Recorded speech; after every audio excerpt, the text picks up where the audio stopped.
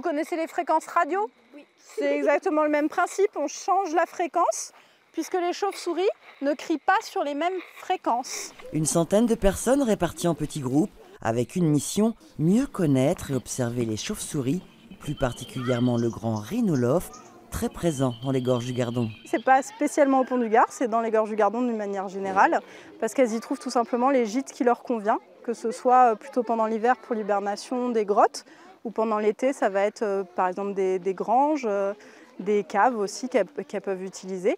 Et on trouve tout ça dans les gorges, notamment des grottes, on en a énormément dans les gorges. Le grand rhinolophe atteint jusqu'à 40 cm d'envergure et se nourrit d'araignées, de mouches et d'insectes dans les forêts le long des rivières.